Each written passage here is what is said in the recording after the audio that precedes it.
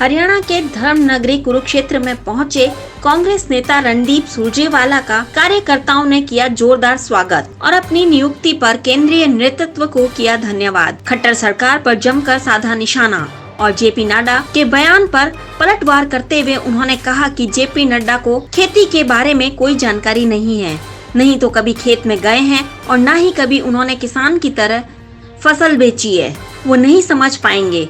और कल दिल्ली के अंदर किसानों की गुटों की आपसी बहस पर बोले, यह भाजपा सरकार ईस्ट इंडिया कंपनी की तरह है जो लोगों में फूट डालकर राज कर रही है। उन्होंने कहा वह इतना बड़ा आंदोलन खड़ा करेंगे जिससे मोदी और खट्टर दोनों की आंख नाक खुल जाएंगे। सबसे पहले तो मैं ये कहना चाहता हूँ कि आज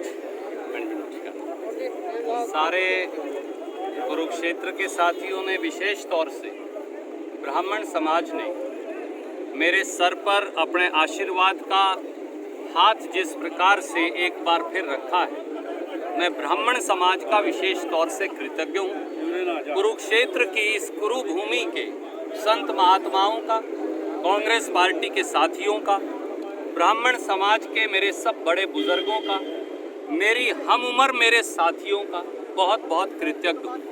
ये मान सम्मान रणदीप सिंह सुरजेवाला का नहीं, ये हर उस कांग्रेस के कार्यकर्ता का है जिसने 5 दशक तक विश्वास रखकर पार्टी का झंडा पकड़कर, सोनिया जी और राहुल जी का झंडा पकड़कर लगातार कार्य किया है। आज देश संकट में है क्योंकि आज देश की मोदी सरकार देश की संसद में आज ही के इस काले दिन को 3 काले कानून लेकर आई है। किसान के खेत और खलिहान पर हमला बोला है। किसान के खेत खलिहान और खेती को कुछ मुट्ठी भर उद्योगपतियों की जोड़ी पर गिरवी रखने का षड्यंत्र किया जा रहा है।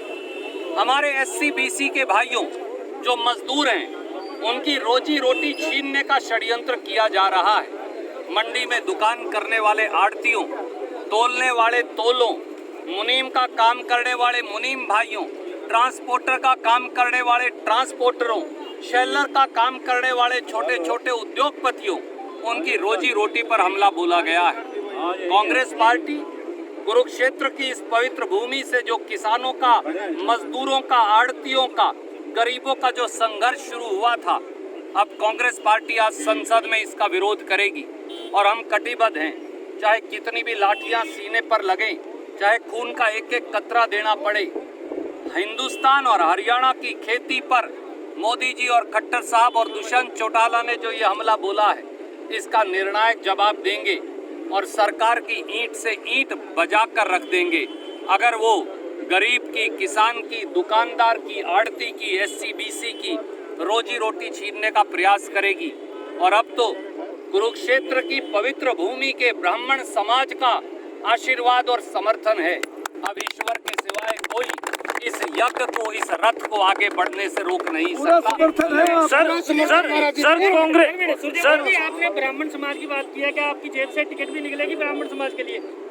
ब्राह्मण समाज को मान साहब याद करिए, कुरुक्षेत्र की कुरुभूमि से हम सब साथियों ने, पहले तो मैं ये कहना चाहूंगा एक बार फिर, ब्राह्मण जाति का नाम नहीं, ब्राह्मण कर्म का नाम है। बहुत सुंदर आचरण, सबसे उत्तम आचरण, ज्ञान का प्रकाश, खुद निर्धन रह के दूसरे को ज्ञान की ज्योति और धन देने का नाम ब्राह्मण है। बहुत सुंदर सबसे अच्छे आचरण का नाम ब्राह्मण है। पुरुषों में, महिलाओं में सबसे अच्छी मर्यादाओं की अनुपालना का नाम ब्राह्मण है। और जिसे ब्राह्मण समाज कहा गया है, उनको सबसे अधिक सम्मान देना, उनको राजनीति में हिस्सेदारी देना, हरियाणा के शासन के ताकत में उनकी हिस्सेदारी करना और उनको उसका खुद मुख्तियार बनाना, ये हमारा धर्म भी रहेगा और कर्तव्य भी।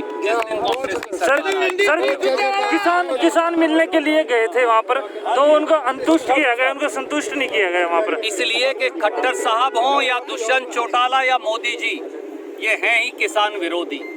खट्टर और नरेंद्र मोदी दोनों हैं किसान विरोधी का नारा व्यर्थ नहीं। हरियाणा के कुरुक्षेत्र से प्रदीप कुमार की रिपोर्ट D5 चैनल हिंदी।